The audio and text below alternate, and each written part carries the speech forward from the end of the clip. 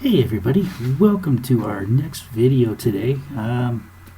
This morning when I finished my initial set of work that I had to do for my other business, excuse me, I watched one of my favorite YouTubers for Linux, goes by the name of DistroTube, DT as they call him, and he did a video as to the way that people will criticize Linux for the fact that they don't market themselves properly.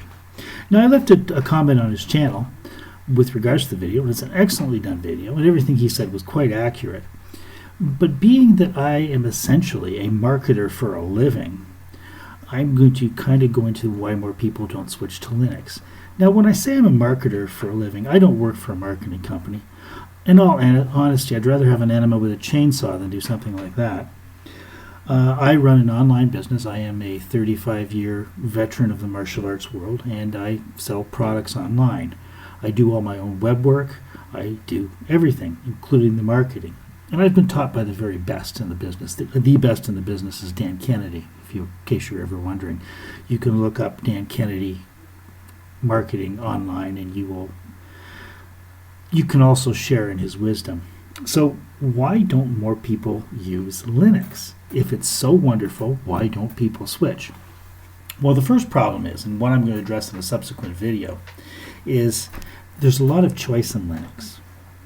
With Windows, there's Windows. With Mac OS, you get a Mac. You get Mac OS. And Windows also used a lot of very unethical business practices to become the #1 operating system in the world. And even though Microsoft tears may flow by me saying that, I'm sorry, the practices were unethical. They weren't illegal, but unethical. Microsoft is an unethical company, period. But then so are many of the other ones. Now with Linux, there are many, many choices that you have to make if you decide you're going to switch. Now, the purpose of this channel, aside from dealing with your privacy, is to help you with those choices to make your life much, much simpler. And that's why I suggest straight out you go to this little green guy over here, Linux Mint, and you install that if you were coming from Windows and you're not technically inclined. And honestly, even if you are technically inclined, install Linux Mint, get used to Linux, while working in an environment that is similar in appearance to Windows. And then if you want to go to a different type of a distribution afterwards, then make that jump as your learning curve, as you get used to what Linux does and how it works. Now, eventually, at some point in time, I'm going to make my jump to Arch Linux because it's just the way I am. That is the least user-friendly version of Linux. Now, that could probably be argued, but from what I've heard and from what I've seen, I've used it a little bit in a VirtualBox. I loved it from using it in a VirtualBox, but VirtualBoxes don't work very well. Someday perhaps I'll pick up another laptop or something on eBay and I'll install it on that and see how it works before I put it over to my daily driver, as it is called. So why doesn't everybody use Linux? Successful marketing comes from a need. You cannot sell something that people don't need or that you cannot convince them that they need.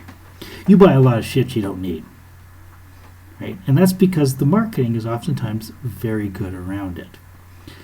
Right? And as an example, in my martial arts online business, which is based predominantly on the need for self-defense, and there is a need there. That's a legitimate need. And martial artists are some of the worst people in the world for not focusing enough on that need and focusing on other things instead that are more like wants. Now, to sell Linux and get the masses to convert to it, I would need to create a need for that. And that means to have a need, you have to have a problem that needs to be solved. And for most people, Windows is really not a problem. For me, it was a problem. First off, I hate Microsoft. Secondly, it ran like shit. And that created a need where finally the pain overcame the inertia of having to move and I made the switch. But most people, when that type of situation comes up, when the Windows becomes so unworkable they can't use it, they simply buy a faster machine.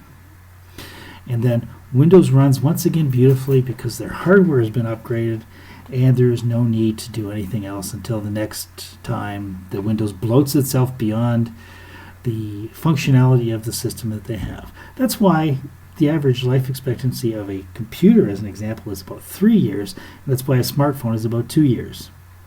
Okay? That's planned obsolescence on all counts by the continual bloating of the software to the point where you have to upgrade the hardware to operate it properly. So to get people to jump ship from Windows and take the learning curve also sounds like pain, and they're not into the pain, so they're not going to make the move. Now, the channel's purpose is to make people see the need to make these changes based on the fact that everything you do or say is now being monitored. And for somebody who is not massively apathetic and is thinking, wait a minute, who the hell do these people think they are? That's the person who switches to Linux. Because they go, you know what? I will do this just so you can't have my information easily, and essentially just to piss you off. To me, that's great motivation. But that's not how the masses work. So the basic marketing formula for this, which is identify a problem, agitate the problem, and then offer a solution to the problem, is much more complicated in an environment such as computer software, because it's very hard to agitate the problem to the point where somebody will make the jump, even if the jump will not cost them financially 1 red cent to do. Right?